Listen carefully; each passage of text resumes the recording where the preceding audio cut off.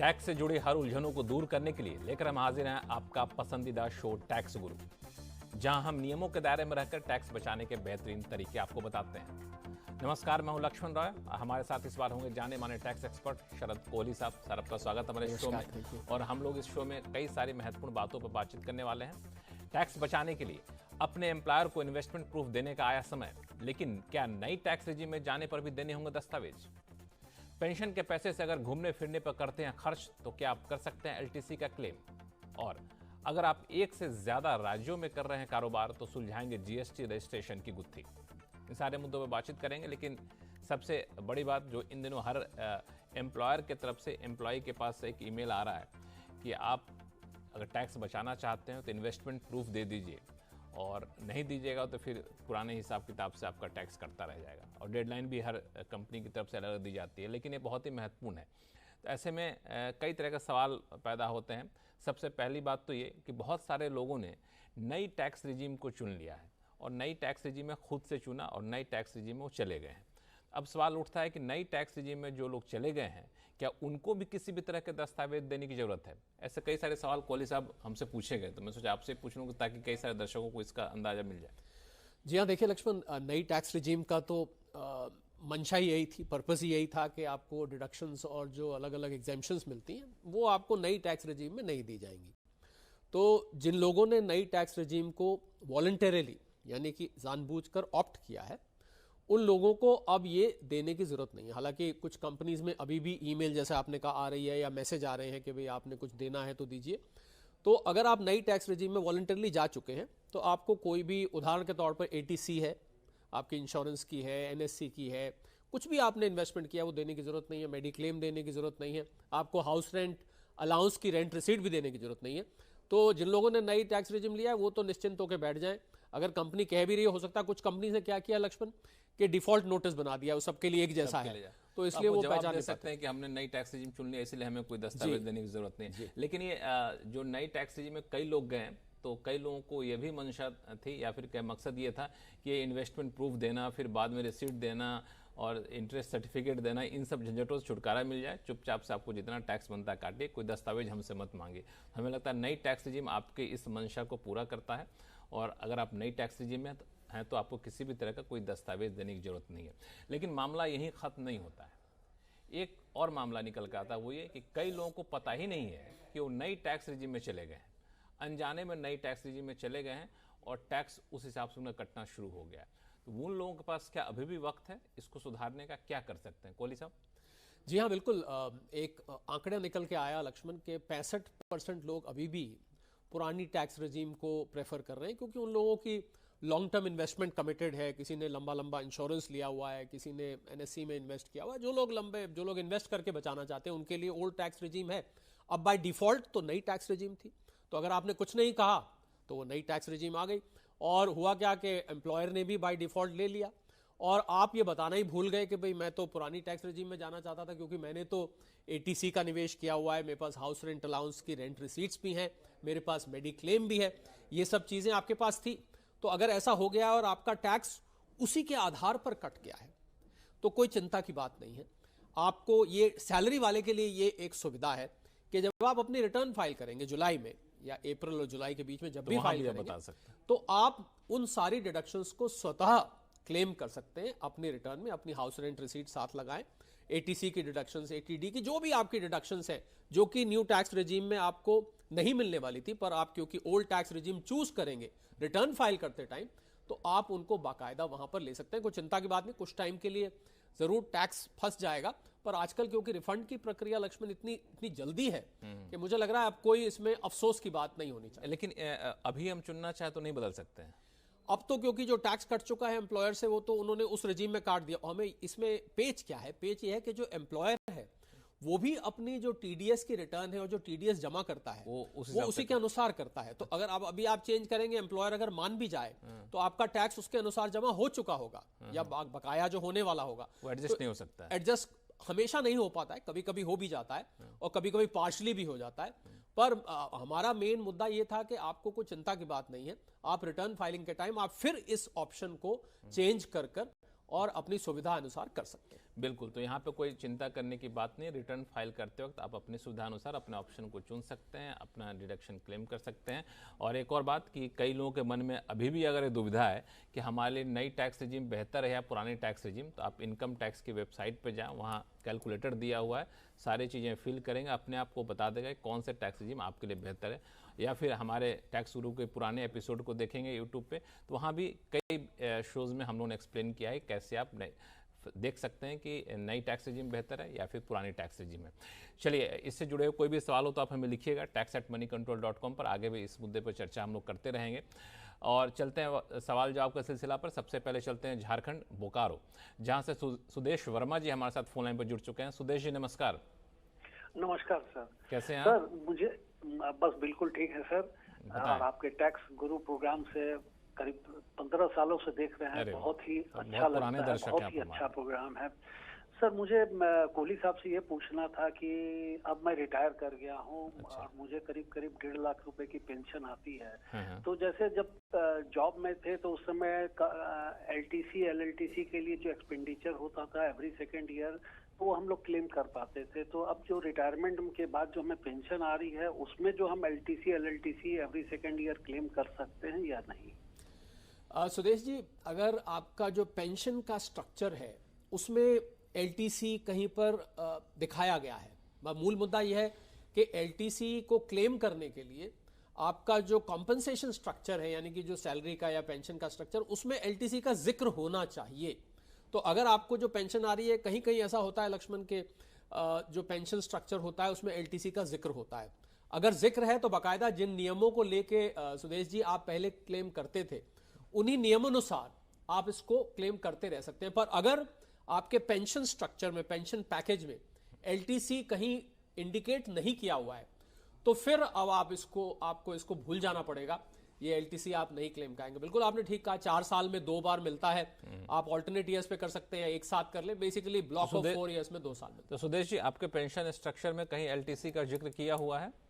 नहीं सर। उसमें तो फिर अफसोस है कि ये नहीं ले पाएंगे। तो फिर आप नहीं ले पाएंगे। लेकिन जब हम पेंशन लेने की स्थिति में होते हैं, पेंशन शुरू होता है रिटायरमेंट के टाइम में, क्या हम लोग इस तरह का नेगोशिएशन एम्प्लॉयर से कर सकते हैं? इसकी सुविधा होती है? कोई एम्प्लॉयर होते हैं लक्ष्मण जो कि आपके पेंशन स्ट्रक्चर को एम्प्लॉयर के ऊपर निर्भर है कि वो उसको किस प्रकार बना के दे रहा है। पर अमूमन देखा गया है कि जैसे सुदेश जी के केस में है, LTC को नहीं इंक्लूड किया जाता। पेंशन को बिल्कुल सिंपल रखा जाता है, क्योंकि पेंशन एक तरह से रिस्पेक्ट है कि आपने इतने साल काम किया, हम आपको आजीवन बाकी आपको ये पेंशन मिलती रहेगी।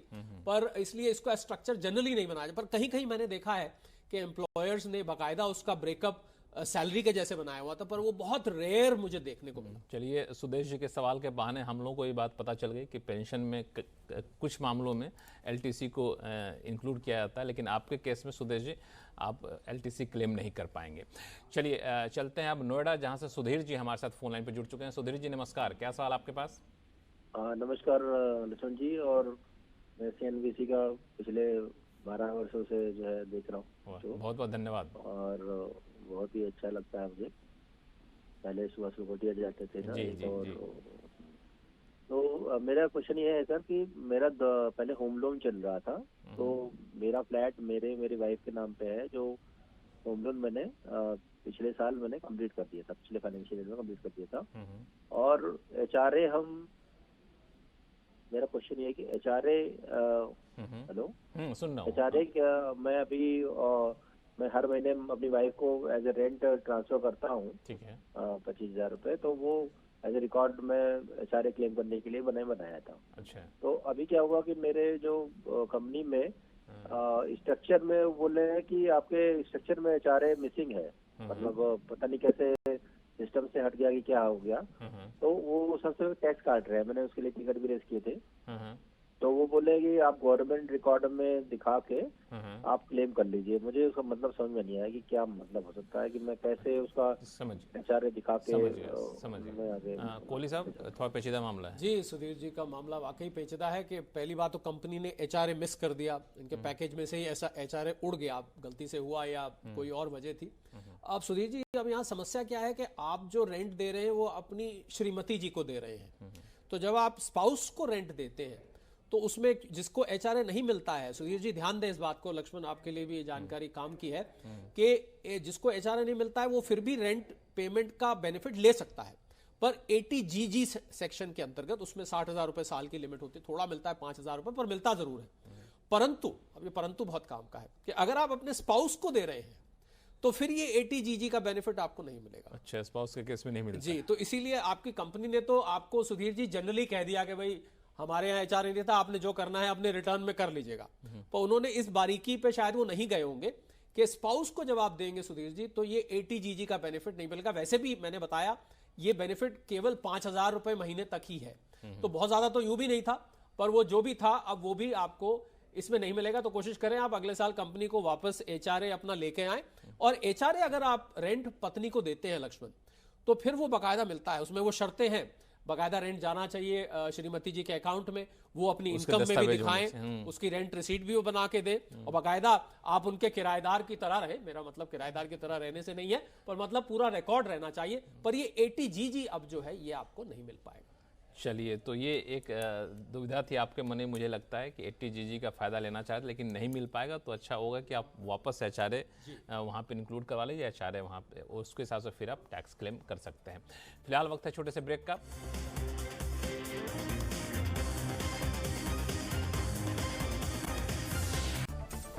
ब्रेक के बाद एक बार फिर से आपका स्वागत है। आप देख रहे हैं टैक्स गुरु, और आपके सवालों का जवाब देने के लिए हमारे साथ बने हुए हैं जाने माने टैक्स एक्सपर्ट शरद कोहली साहब।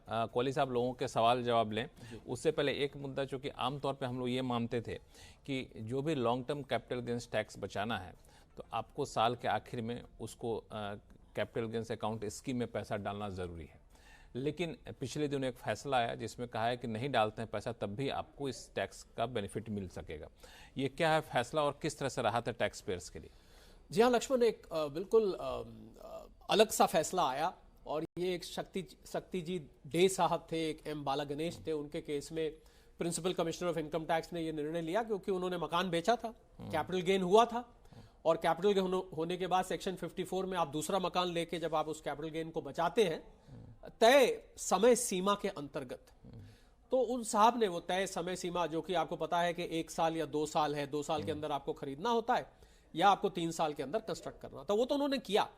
पर रिटर्न फाइल करने से पहले एक कैपिटल गेन अकाउंट स्कीम, हमने पहले भी इसका जिक्र किया है, मुझे याद है मैंने भी किया था आपके साथ, उसमें यह पैसा आपको जमा करना होता है। ये एक किस्म का वादा होता है आयकर विभाग से कि भाई हमने कमिट कर दिया, अब हम इसको निवेश करेंगे समय सीमा के अंतर्गत, क्योंकि रिटर्न फाइलिंग तो पहले आ जाती है, साल 2 साल तो बाद की बात है। अब इस केस में इन्होंने शक्ति जी डे साहब और M बाला गणेश साहब ने उस कैपिटल गेन अकाउंट्स की में नहीं जमा किया, principal commissioner of income tax ने उसको डिसअलाउ कर दिया कि साहब आपने तो जमा नहीं किया। हालांकि इन्होंने तय समय सीमा के अंतर्गत उसको निवेश करके दूसरा मकान ले लिया था, लेकिन तो उस स्कीम में पैसा नहीं डाला, सी गैस में नहीं डाला, जिसको CGAS हम कहते हैं। मैटर दिल्ली ट्राइब्यूनल के पास गया, उस ट्राइब्यूनल ने यह फैसला किया कि साहब आपकी इंटेंशन क्या है? इंटेंशन यह है कि एक करदाता तय समय सीमा के अंतर्गत कोई दूसरा मकान ले ले, वो तो उसने ले लिया, पर कैपिटल गेन अकाउंट स्कीम में नहीं डाला, तो ये फैसला करदाता के हक में चला गया। अच्छा। और जो प्रिंसिपल कमिश्नर ने उसको डिसअलाउ किया था उसको अलाउ कर दिया गया। अब सवाल ये उठता है, आप मुझसे पता है, मुझे आप ये पूछेंगे कि क्या करदाता को क्या करना चाहिए? क्या कैपिटल गेन अकाउंट स्कीम को रिस्पेक्ट देना चाहिए या आराम से बैठे रहे? मेरी सलाह ये है कि क्योंकि एक ये फैसला है, अब ऐसे केसेस में मैटर बहुत पेचीदा हो जाता है कि क्या इस फैसले का लेके हम कैपिटल गेन अकाउंट स्कीम में डालना छोड़ दें, ये मैं सलाह नहीं दूंगा। परंतु किसी कारण से अगर चूक हो जाती है, लक्ष्मण ये ध्यान दीजिएगा, अगर किसी कारण से चूक हो जाती है तो आप इस फैसले का हवाला देके, आपने तय समय सीमा के अंतर्गत निवेश कर दिया है, तो आप उसका इसकी आड़ लेके आप इस मैटर को आर्ग्यू कर सकते हैं। परंतु कैपिटल गेन अकाउंट स्कीम की जो रिस्पेक्ट है, जो सिस्टम है, वो बनाए रखने की मैं फिर भी सलाह दूंगा। चलते हैं हरिद्वार, जहां से तुषार जी हमारे साथ फोन लाइन पर जुड़ चुके हैं। तुषार जी नमस्कार, क्या सवाल आपके पास? सर, मैंने एक अपना घर खरीदा था 2015 में 10 लाख रुपए का, जो मैंने इसी साल बेचा है 25 लाख रुपए में, और उसकी जगह मैंने घर बेचने के 2 महीने बाद मैंने एक प्लाट लिया है, घर बनाने प्लाट लिया, रेसिडेंशियल प्लाट 35 लाख रुपए। तो मुझे ये पूछना है कि मैं उसकी छूट ले सकता हूँ कैपिटल गेन टैक्स की इसमें, क्योंकि वो घर नहीं प्लाट है।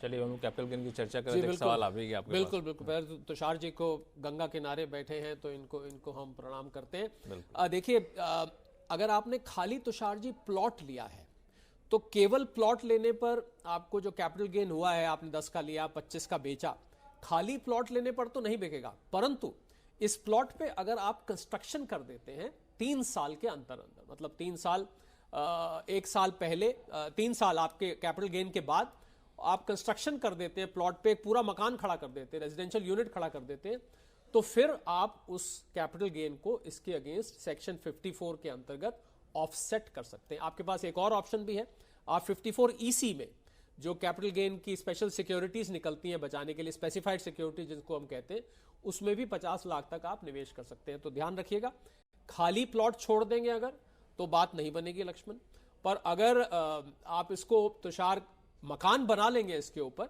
तो फिर कुल मिला के जो निवेश होगा वो सेक्शन 54 के अंतर्गत आप उसको ऑफसेट कर सकते हैं। आपको ज्ञात होगा कि सिर्फ कैपिटल गेन आपको इन्वेस्ट करना है सेक्शन 54 में, पूरा का पूरा आपको निवेश करने की जरूरत नहीं। तुषार जी, अब तो कोई कंफ्यूजन नहीं है? जैसे मैंने अपना जितना पैसा था 25 लाख का 25 लाख प्लॉट खरीदने में लगा दिया है, तो उसका कोई वो नहीं होगा कि जरूरी है कि उसके बाद ही बनाना है। मेरा जितना एक्सपेंस हो वो एक्सपेंस हो चुका है। जी हाँ, बिल्कुल तुषार। देखिए लक्ष्मण, इन्होंने क्या किया कि पूरा का पूरा 25 लाख प्लॉट प्लॉट में, तो नियम तो ये कहता है कि उस पैसे को ही, उस पैसे से ही आप मकान बनाए और उस पैसे से ही आप कंस्ट्रक्शन करें या उस पैसे से खरीदें आप, क्योंकि ये पूरा प्लॉट में लगा चुके हैं। तो कायदे से देखा जाए तुषार जी, तो क्योंकि आप पूरा प्लॉट में लगा चुके हैं तो आपने तो पैसा सारा खर्च कर दिया, तो कायदे से तो अब कैपिटल गेन का बेनिफिट आपको नहीं मिलेगा। पर मेरा ऐसा मानना है कि अगर ये उसमें और पैसा डाल के और उसको एज ए कॉम्पोजिट यूनिट बना देते हैं तो फिर भी हम इसको सेक्शन 54 के लिए एलिजिबल मान सकते हैं। तो ये बहुत ही पते की बात है, जो फाइन प्रिंट्स होते हैं टैक्स के, जिसका ध्यान हमें रखना होता है, तो ये ख्याल रखिएगा। और आगे भी कोई कंफ्यूजन हो तो बताइएगा। चलते हैं पानीपत, जहां से सुरेश देशवाल जी हमारे साथ फोन लाइन पर जुड़ चुके हैं। सुरेश जी नमस्कार। जी नमस्कार सर। बताएं क्या सवाल है आपके पास? सर मैंने पानीपत में मेरा रेजिडेंस है, वहाँ मैंने एक एलडीको में प्लाट लिया हुआ है। अच्छा। 2014 में लगभग 50 लाख रुपए का मैंने ये प्लाट परचेज किया था। उसमें मेरा खुद का पैसा लगभग 30 लाख था, 20 लाख के लगभग मैंने लोन लिया है प्लॉट परचेज का। ठीक है। अब मैं उसको सेल करना चाहता हूँ, लगभग वो मेरा 1.5 करोड़ प्लस का ही होगा एट प्रेजेंट।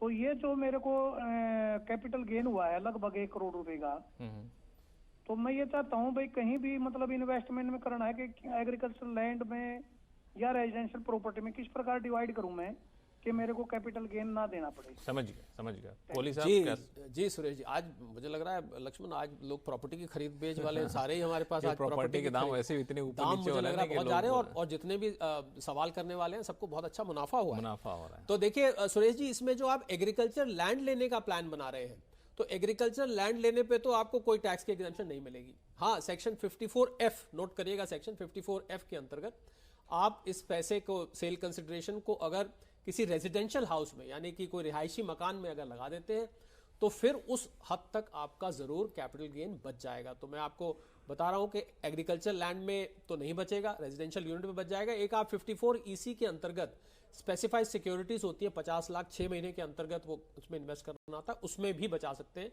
तो आपको मैंने 3 ऑप्शंस दे दी, एग्रीकल्चर लैंड का बता दिया, उसमें क्रॉस मार्क नहीं मिलेगा, और रेजिडेंशियल यूनिट में स्पेसिफाइड सिक्योरिटीज में आप ले सकते हैं। रेजिडेंशियल यूनिट मतलब घर? जी हाँ, रिहायशी घर। जो रिहायशी घर, ऐसा नहीं कि कोई रेजिडेंशियल प्लॉट आपने ले लिया वहाँ फिर नहीं। अभी इससे पहले पिछले कॉलर ने यही गलती की थी, रेजिडेंशियल प्लॉट ले लिया तब फिर नहीं मिलेगा आपको, रेजिडेंशियल यूनिट मिलेगा। चाहे प्लॉट हो जिसपे घर बना हो वैसा ले लेंगे तो फिर आप पैसा, या फिर बना लें उसे, तो वो फिर आपका पैसा बच सकता है, आप कैपिटल गेन वहाँ बचा सकते हैं। चलिए अगले सवाल पर चलते हैं, जहाँ से दिल्ली से अनिल खुराना जी हमारे साथ फोन लाइन पे। अनिल जी नमस्कार। नमस्कार जी, बताएं। बहुत ही अच्छा आप प्रोग्राम रन करते हैं और कोहली साहब के काफी इंफॉर्मेशन हमें मिलता है।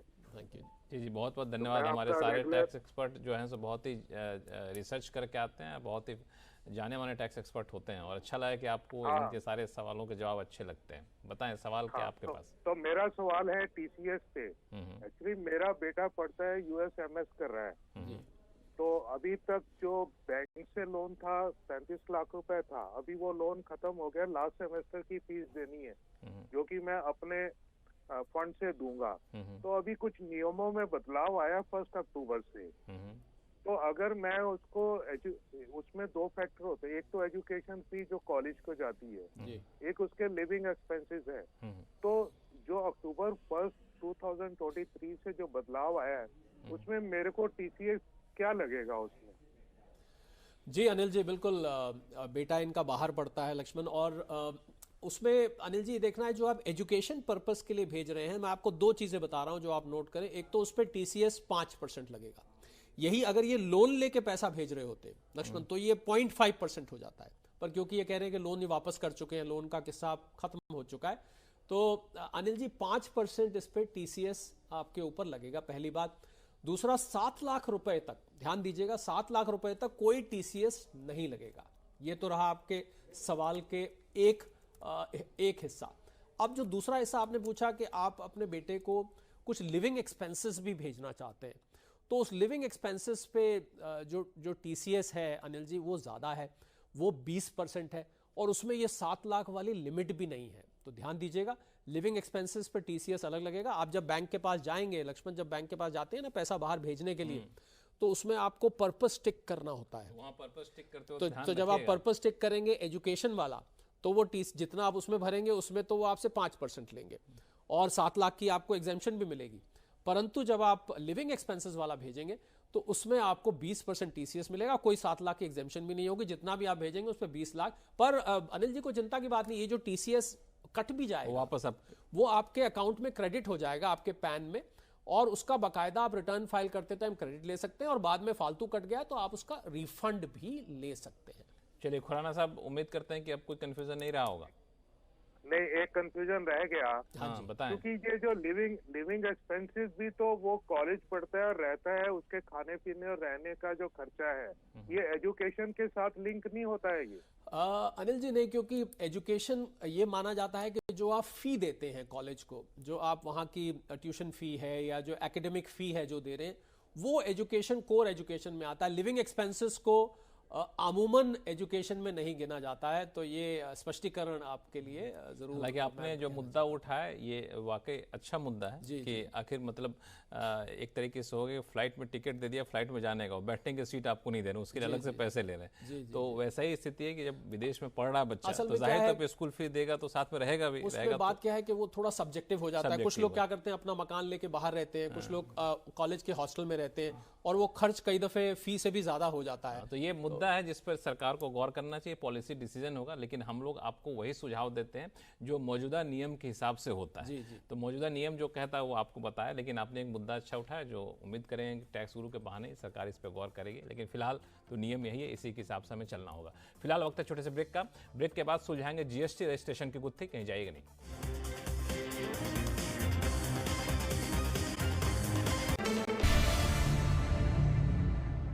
चलते हैं लखनऊ, जहां से मयंक पांडे जी फोन लाइन पर जुड़ चुके हैं। मयंक जी, क्या सवाल आपके पास? नमस्कार लक्ष्मण जी, और नमस्कार कोहली साहब। पहले तो मैं आपके प्रोग्राम की बहुत तारीफ करना चाहूँगा, बहुत ही अच्छा प्रोग्राम है। आप जो नॉलेज आप दे रहे हैं सारी जो जनता है, जो आम जनता है, मैं तो ये कहूँगा उसके लिए बहुत आपको कंग्रेचुलेशन। अच्छा, चलिए बहुत बहुत धन्यवाद, आपने तारीफ की हमारे शो की, आपको अच्छा लगता है। बताएं सवाल क्या आपके पास? अच्छा, सवाल मेरा ये था कि मेरा ना डाटा रिसर्च का बिजनेस है, तो हम डाटा प्रोवाइड करते हैं कुछ कंपनीज को, कॉर्पोरेट्स को। तो उसमें क्या है कि हमारा 2 जगह रजिस्ट्रेशन है। तो एक स्टेट में जो रजिस्ट्रेशन है, दोनों का स्टेट का मिला के जो रेवेन्यू है वो 5 करोड़ से ऊपर है। तो और जो GSTR 9 और 9C का जो रूल ये है कि 5 करोड़ से ऊपर के अगर आपकी टर्नओवर है तो आपको 99C फाइल करना है। लेकिन जो एक स्टेट है उसमें टर्नओवर बहुत कम है, उसमें कोई 2-3 लाख का ही टर्नओवर होगा। तो क्या मुझे, जिस स्टेट में मेरा दिल्ली स्टेट के अंदर कम टर्नओवर है, तो उसमें भी क्या मुझे 99C फाइल करना है? नहीं मयंक जी, जो 99C की एलिजिबिलिटी है वो पैन पर आधारित है, यानी कि आपका रजिस्ट्रेशन भले ही अलग हो पर दिल्ली और लखनऊ दोनों जगह को मिला के टर्नओवर देखा जाएगा। तो इसलिए 9 और 9C फाइल करने के लिए बिल्कुल आप तैयार रहें, आपको फाइल करना चाहिए। भले ही दिल्ली में टर्नओवर कम है, पर क्योंकि पैन आधारित है तो आपके दोनों रजिस्ट्रेशंस को मिलाकर इसको कंसिडर किया जाएगा। चलिए मयंक जी, तो अब इसका ख्याल रखिएगा क्योंकि दोनों को मिला के आपके टर्नओवर को कंसिडर किया जाएगा। और टैक्स गुरु में फिलहाल इतना ही। कोहली साहब का बहुत बहुत धन्यवाद सभी सवालों का जवाब देने के लिए। आपके पास कोई भी सवाल हो तो आप हमें लिख भेजिए tax@moneycontrol.com पर। और फिलहाल के लिए दीजिए इजाज़त। देखते रहिए CNBC आवाज़। नमस्कार।